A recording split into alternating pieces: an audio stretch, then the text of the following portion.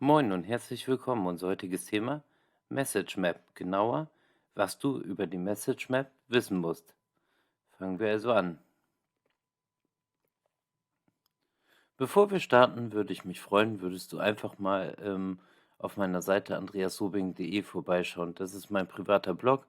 Auf diesem habe ich mittlerweile fast 300 Artikel kostenlos für dich dort veröffentlicht zu den verschiedensten Marketingthemen und häufig, sofern vorhanden, auch schon direkt das passende YouTube-Video dazu oder beispielsweise eine Menge Zeichnungen und Veranschaulichungen und was mir auch besonders wichtig ist, halt Beispiele aus der Praxis.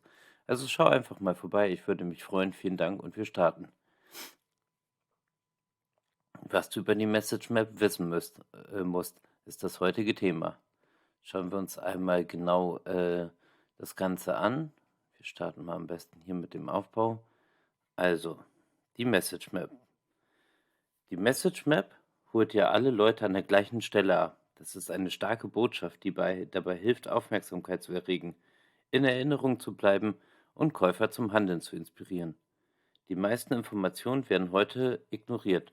Unsere durchschnittliche Aufmerksamkeitsspanne beträgt nur 8 Sekunden. Du brauchst also eine Nachricht von 7 Sekunden oder maximal 23 Wörtern. Genau dort hilft dir dann die Message Map. Mit einer Message Map wird die Nachricht vereinfacht, verdeutlicht und verstärkt. Vereinfachen. Warum ist es so wichtig, denn die Botschaft zu vereinfachen? Die komplexen Informationen sind ja für die Kunden einfach zu schwer, um sie zu empfangen und zu beachten, geschweige denn sich zu merken. Laut der Business Marketing Association werden die Kunden täglich mit 1500 bis 30.000 Nachrichten bombardiert. Einfachheit hilft, die Botschaft hervorzuheben. Verdeutlichen. Warum sollte denn die Botschaft klar und deutlich sein? Für das Content Marketing ist es entscheidend, die Sprache zu sprechen, die das Publikum versteht. Ein weiterer Bestandteil ist es, auf der gleichen Ebene der Käufer zu kommunizieren. Überwinde die Barrieren der Sprache, der Lokalität und der Lesefähigkeit, die die Erfahrung deiner Kunden von deiner eigenen unterscheiden. Verstärken. Warum muss denn die Botschaft verstärkt werden? Botschaften werden ja durcheinandergebracht, verkürzt, falsch interpretiert und missverstanden. Mitarbeiter sind die besten Markenbotschafter eines Unternehmens. Das Problem ist, dass diese nicht wissen, worum es bei der Marke geht und was sie von Mitbewerbern unterscheidet. Aus diesem Grund ist es so wichtig, die Botschaft durch jeden Mitarbeiter des Unternehmens zu verstärken. Mit der Message Map vermittelt die Nachricht eine konsistente Bedeutung, unabhängig davon, wer der Sprecher ist oder wo in dieser Welt diese Nachricht geteilt wird. Die richtige Botschaft ermöglicht es auch, jedem die gleiche Geschichte zu erzählen, unabhängig von Kenntnisstand der Geografie, der Sprache des Publikums. Schließlich stellt eine Message Map sicher, dass die Nachricht für andere sinnvoll ist. Erstelle zuerst einmal eine übergeordnete Message Map, also auf der obersten Ebene, für dein gesamtes Unternehmen. Später kannst du einzelne Message Maps für einzelne Produkte anfertigen. Dazu kommen wir später noch. Also wie gesagt, starte mit einer einzelnen Message Map, mit beispielsweise für das ganze Unternehmen, also auf der obersten Ebene. Wir schauen uns einmal so ein Template an. Hier siehst du beispielsweise, das ist die sogenannte Homebase. Die steht im Zentrum und die bedeutet dann halt wirklich, what's in it for me? Also was ist wirklich der Benefit? Was ist für den Kunden drin? Was ist denn so besonders an dem Ganzen? Hier siehst du dann einmal das einfache Template. Du hast hier eine Homebase als den Aufbau und du hast 3 positive Punkte, also Positive Points dort hier in dieser Abbildung. Schauen wir immer weiter. Also die Homebase ist ja in der Mitte der Message Map und das ist die Hauptbotschaft. Es muss die Frage, was ist für mich drin, aus der Sicht aller Beteiligten beantworten. Die Hauptbotschaft wird von 3 positiven Punkten unterstützt. Jeder positive Punkt wird später wiederum von 3 Prüfpunkten unterstützt. Also jeder dieser positiven Punkte hat noch jeweils 3 Prüfpunkte. Dazu kommen wir gleich. In diese werden dann beispielsweise Beispiele, Zitate von Kunden, Bilder, Fakten und Zahlen hinzugefügt, um die Nachweispunkte zu unterstützen. Auch die Differenzierungspunkte sind ein wichtiger Faktor. Was unterscheidet deine Geschichte? Was kannst du sagen, das Konkurrenten nicht sagen können? Dies macht die Botschaft viel mächtiger. Um es besser zu verdeutlichen, siehst du hier einmal jetzt eine Abbildung am Beispiel eines Virgin Hotels. Schauen wir uns einmal die Abbildung dort an. Hier hast du dann zum Beispiel das Virgin Hotel jetzt beispielsweise für Chicago und dieses, liefert eine großartige, ne, 'n großartiges Gästeerlebnis, also ein super Aufenthalt für die Gäste mit allem, was dort zugehört, ne? Und dann hast du hier dann, wie du ja eben gelernt hast, hast du dann neben der Homebase, was jetzt das Haus dort ist, hast du hier in diesen Kästen dann die positiven Punkte. Und das ist dann zum Beispiel Bequemlichkeit oder dann, nicht, Virgin steht auch für Spaß und dann, bequeme Räume und auch, passend für natürlich fürs Business. Und dann kommen wir zu diesen 3 neben den Positive Points zu den 3 Proof Points dann jeweils, ne, die das Ganze dann untermauern. Warum ist es denn bequem? Was ist denn so spaßig an dem Ganzen? Und warum ist es denn so bequem und auch gut geeignet halt für Businessaufenthalte? Und das wären dann die jeweiligen Proof Points, ne? Du siehst das hier zum Beispiel bei dem Bequemlichkeit oder einfach, nicht? Also, entgegenkommen. Dort gibt es dann beispielsweise, gibt es dann Snacks, zu ganz normalen Marktpreisen und jetzt nicht zu diesen überteuerten Preisen beispielsweise. Also, du hast dort eine Snackbar. Mit anderen Worten, du musst jetzt nicht noch mal raus, wenn du irgendwie Hunger hast oder Durst hast. Und, dann gibt's zum Beispiel auch, die Möglichkeit, dass du halt freies WLAN dann beispielsweise hattest und, dass es halt komplett frei für dich ist, dort auch, in der Nutzung beispielsweise. Und, du hast natürlich auch die Möglichkeit, also aufgrund der Lage, dass du, relativ im Zentrum bist, dass du es halt sehr, sehr nah hast zu bestimmten oder zu Zügen und Attraktionen, ne? Und das sind dann beispielsweise die Proof Points. Und du musst dir halt überlegen bei dir, was ist für deine Kunden oder für alle in dem Unternehmen oder später auch in den Produkten drin? Was sind davon dann wirklich diese positiven Punkte? Und wie kannst du diese positiven Punkte anhand der Proof Points dann beispielsweise untermauern, ne? Also, wie kann man das beispielsweise dann nachweisen, um zu sagen: „Pass auf, und das sind dann die Gründe, weswegen wir so sind oder weswegen das Produkt so sind.“ Eine Message Map kann bis zu 40 Nachrichtenelemente enthalten. Also, du hast immer eine Hauptbotschaft, also, es gibt nur eine Homebase auf einer Message Map. Du hast immer 3 positive Punkte, du hast 9 Prüfpunkte und du hast dann noch 27 Beispiele, Examples, ne? Beispielsweise, du hast dann noch, da ist ganz wichtig, dass du auch Differenzierungspunkte, berücksichtigst, also Dinge, die die Mitbewerber nicht sagen können. Hier siehst du dann einmal, wie so eine gesamte Message Map aussieht. Hier hast du also die Homebase, hier hast du die Positive Points, ne, die, positiven Punkte. Hier hast du die Prüfpunkte und hier hast du dann wirklich dann noch mal jeder dieser Prüfpunkte hat dann wiederum noch mal 3 Beispiele, Und dann, kommt das dann natürlich so zustande, diese Message Map, die du gerade siehst. Wobei, was natürlich auch wichtig ist, ist bei einer Message Map, da kommen wir jetzt auch noch mal kurz zu, es ist natürlich abhängig von deinem Produkt, der Zielgruppe. Also, ne, wie homogen ist deine Zielgruppe? Hast du beispielsweise nur, Kunden oder hast du beispielsweise in dem Sinne beispielsweise, du bist eine Plattform und du hast Verkäufer und Käufer und unterscheiden sich die jeweils auch noch, ne? Also, gibt es dann gewerbliche Käufer oder, gewerbliche Verkäufer dort drauf? Also, hast du B2B, B2C, hast du beides dann in diesem Sinne? Also, dort muss man immer gucken. Dann geht es auch um die Komplexität des Produktes, des Marktes. Also, wie erklärungsbedürftig ist dein Produkt? Und ich würde halt auf jeden Fall raten, erstmal ganz einfach, wie wir vorhin in diesem Template gesehen haben, zu starten.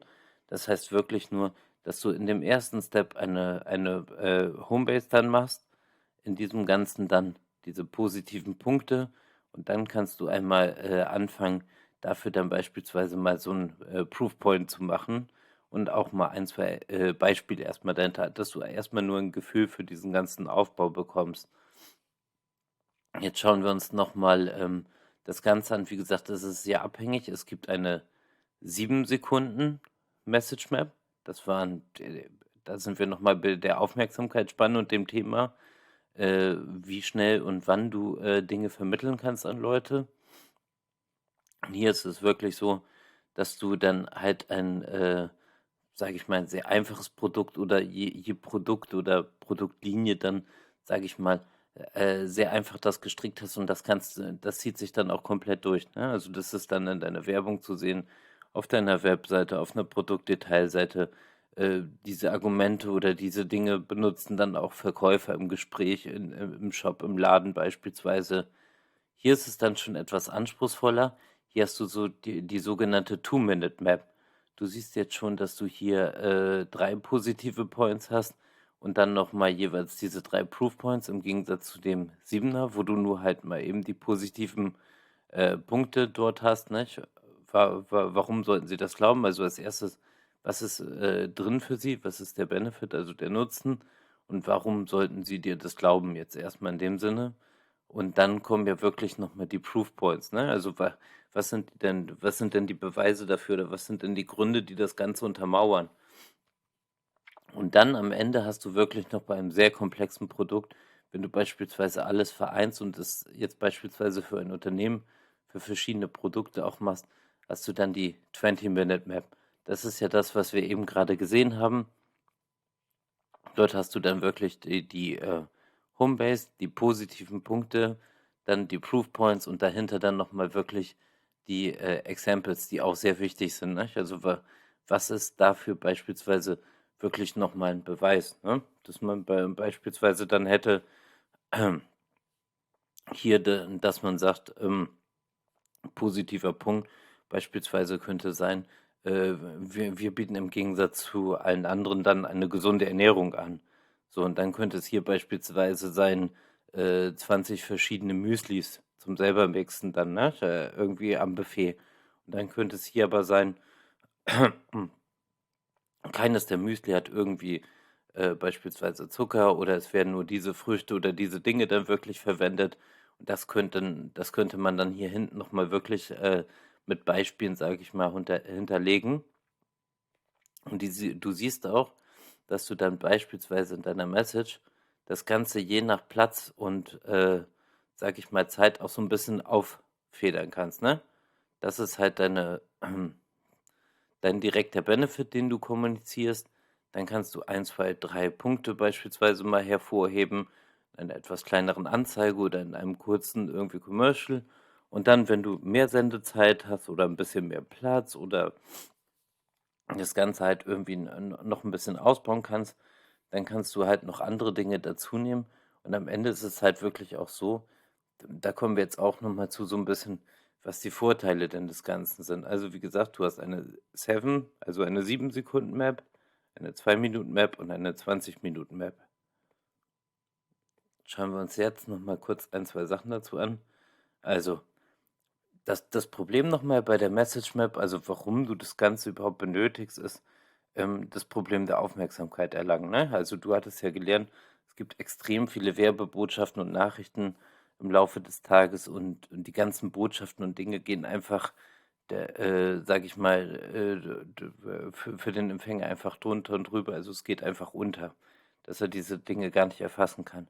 Und die Gründe sind halt beispielsweise, die Menschen suchen beim Überfliegen von Inhalten den maximalen Nutzen beim minimalen Aufwand. Das ist auch immer sehr interessant, ne? Also, die wollen halt wirklich möglichst viel aus den Informationen rausziehen, aber wenn es geht, nicht wirklich extrem viel Aufwand oder Arbeit dort reinstecken, ne? Das sieht man dann beispielsweise, dass sie dann lieber irgendwie was nebenbei hören oder sich eventuell angucken, visuell, als dann wirklich, sage ich mal, nur 'n Text durchzulesen und aber auch dort es dann wichtig ist, dass man das dann beispielsweise sehr komprimiert für diejenigen macht, also dass da möglichst wenig Aufwand ist. Dann gibt es natürlich auch die Form der Ablenkung. Eine Studie hat gezeigt, beispielsweise hier jetzt auf Amerika, dass 2 von 3 Amerikanern mehrere Bildschirme, zum Beispiel ein Smartphone und einen Fernseher gleichzeitig nutzen, nicht? Das ist dann der sogenannte Second Screen.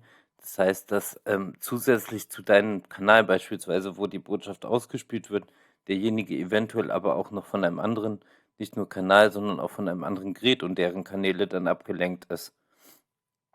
Und Menschen überfliegen Inhalte und lesen nur 20 bis 28 einer Webseite. wie die Usability-Forschung ergab. Also auch hier siehst du, du hast gar nicht so viel Zeit und du kannst auch gar nicht so viel Inhalt auf deine Webseite packen. Weil du darfst auch nicht vergessen, solltest du extrem viele Inhalte auf deine Webseite oder irgendwo hinpacken, dass die Leute von vornherein abgeschränkt sind und aussteigen. Gucken wir hier noch mal kurz. Also, Unternehmen, die eine klare Unternehmensgeschichte erzählen und ihren Mitarbeitern die Strategie vor Augen führen, können ihren Marktwert um fast 5% steigern. Laut Harvard Business Review haben die meisten Unternehmen keine aussagekräftige Erzählung, so dass es ihnen schwerfällt, eine menschliche Verbindung herzustellen.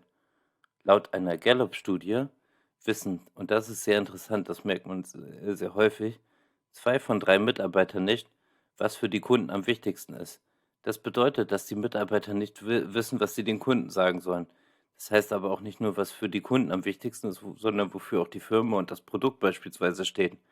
Das ist aber in der Regel halt nicht irgendwie das Versäumnis der Mitarbeiter, sondern wirklich der Leute, der Strategen oder beispielsweise der Leute, die für die Kommunikation zuständig sind, dass die diese Dinge einfach nicht weitergeben oder wenn sie die weitergeben, nicht in der richtigen Form, ne? Dass die Leute das überhaupt gar nicht erfassen können und dass die Leute, die Mitarbeiter dann beispielsweise überhaupt gar nicht mitgenommen werden. Deswegen ist auch sehr wichtig, wenn eine Message Map erstellt wurde oder wird, die dann halt auch mit den Leuten zu teilen, denen das Ganze zu erklären, denen das am besten auch dauerhaft zugänglich machen. Das muss auch nicht nur irgendwie ein Ausdruck sein, wobei es halt sehr schöne Formen dort beispielsweise in Form von richtig coolen Postern gibt.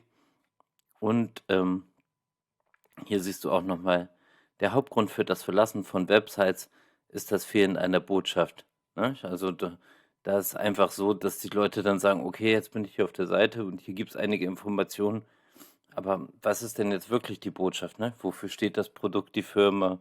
Was macht es aus? Warum ist es für mich gerade interessant?“ Es gibt übrigens noch einen Tipp bei der Message Map, den ich habe, der betrifft, das Ganze zum Beispiel bei dieser 20-Minute Message Map, also wirklich der großen, da könntest du es so machen, dass du deine Message Map halt für jede oder für verschiedene Käuferzielschichten oder Zielgruppen halt beispielsweise, farbkodierst. Also, das heißt, andere Farben verwendest, dass du mit einer schwarz-weißen wie in den Beispielen Message Map startest und später könntest du dann zum Beispiel verschiedene Botschaftselemente für die einzelnen Zielgruppen halt unterschiedlich farblich kennzeichnen, ne? Das ist dann das beispielsweise, dass man dann weiß: „Ah, okay, das ist für diese Zielgruppe wichtig, aber nicht unbedingt für diese“, ne? Beispielsweise, wenn dann ein Kunde ins Geschäft kommt, B2C, und der möchte einfach das Produkt kaufen, dann weiß der Verkäufer: „Okay, das sind die Argumente oder die Dinge, die wichtig für diesen Kunden sind, aber die B2B-Argumente jetzt oder für den gewerblichen Handel dort, die interessieren ihn ja in diesem Moment gar nicht“, ne? Und die Farbkodierung stellt dann halt wirklich nur sicher, dass nur die relevanten Teile, also wirklich die wichtigen Teile der Botschaft an die jeweiligen Zielgruppen weitergegeben werden. Zum Abschluss möchte ich dir einfach nur noch mal die, Seite von crystalclearcomms.com und dann dort hier oben Message Maps empfehlen. Also, du siehst hier Crystal Clear Communications. Dort kannst du noch einiges mehr über die Message Map erfahren und, auch noch mal dir ein paar Beispiele dazu ansehen. Das war's von mir. Viel Erfolg mit deiner Message Map und wir hören uns beim nächsten Mal.